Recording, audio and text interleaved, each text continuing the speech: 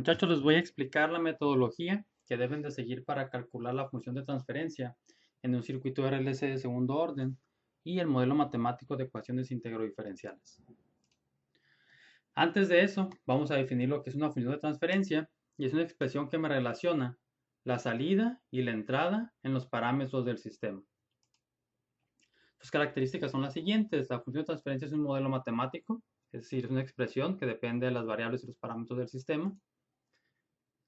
Es una propiedad de un sistema independiente de la magnitud y la naturaleza de la función de entrada, es decir, la función de transferencia no depende de mi función de entrada.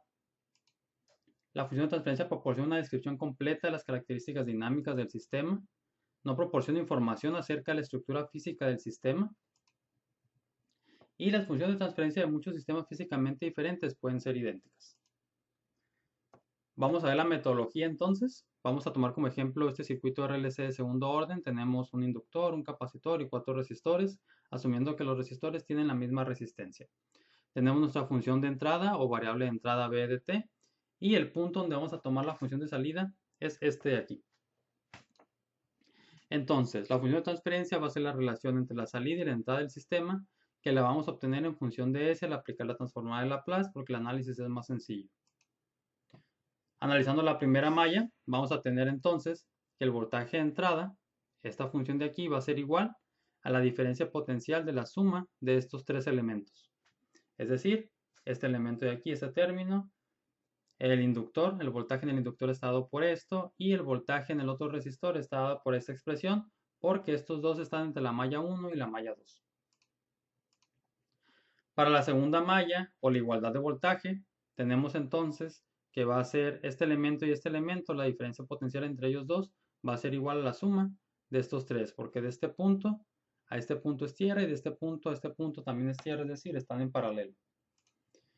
De este lado tenemos la suma de estos dos elementos que habíamos calculado, es decir, el voltaje en el inductor y en el resistor, y esto va a ser igual a la suma de la diferencia potencial entre estos dos resistores, que es esta expresión, y la diferencia potencial en el capacitor que está dado por la integral. Mi voltaje de salida, identificando el punto donde lo voy a medir, que es este, va a ser la suma de la diferencia potencial entre estos dos elementos, es decir, mi voltaje de salida va a ser igual a R por I2 más el inverso de la capacitancia por la integral de la corriente 2 con respecto al tiempo. A partir de estas expresiones yo voy a obtener mi función de transferencia y mi modelo de ecuaciones integro-diferenciales. Lo primero que voy a hacer entonces para la función de transferencia es aplicar la transformada de Laplace a cada una de las ecuaciones. Y sin entrar en mucho detalle obtenemos esto. Pasamos del dominio del tiempo al dominio de la S, las derivadas se convierten en multiplicaciones de S y las integrales en divisiones en función de S. Vamos a despejar I1 de S de la ecuación de la malla 2, me parece más sencillo hacerlo de ahí, porque aparece solamente en estos dos términos. Después de hacer las operaciones algebraicas correspondientes, vamos a expresar I1 de S en función de I2 de S de la siguiente forma. Es decir, esta expresión se obtiene a partir de esta ecuación. Se puede hacer al revés también. Podemos expresar I2 en función de 1, va a ser como nosotros queramos realizar las operaciones algebraicas. Yo decido hacerlo de esta forma porque me parece más sencillo en los pasos. ¿Por qué en función de I2? Bueno, porque el voltaje de salida está expresado en función de I2 y cuando yo haga la división se van a cancelar. Por eso es otra razón por la que elijo despejar I1 y expresarlo en función de I2. Ahora voy a agrupar las corrientes en la ecuación de la malla 1 y voy a sustituir lo que vale I1 de S. Esta es la ecuación de la malla 1, ya que se aplica la transformada de Laplace y se agrupan las corrientes. Y sustituyo lo que calculé hace un momento, que es la corriente I1 en función de I2.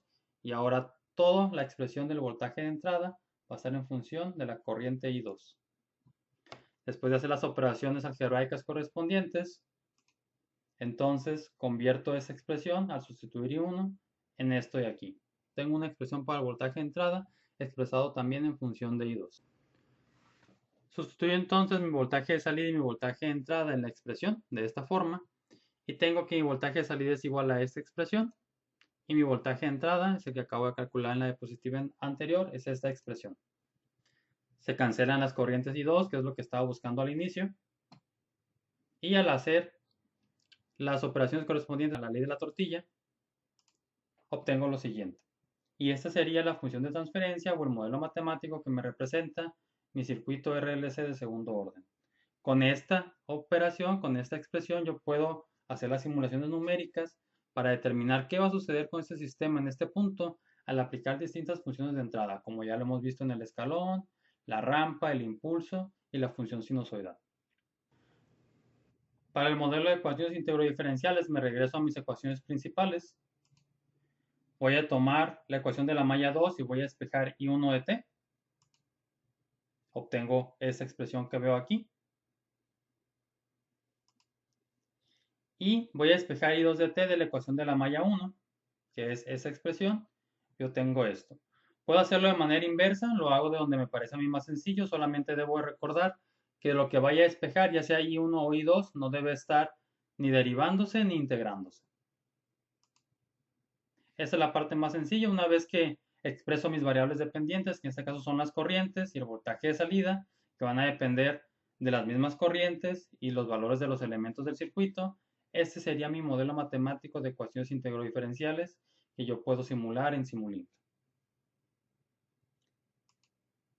Y eso sería todo con respecto a la metodología.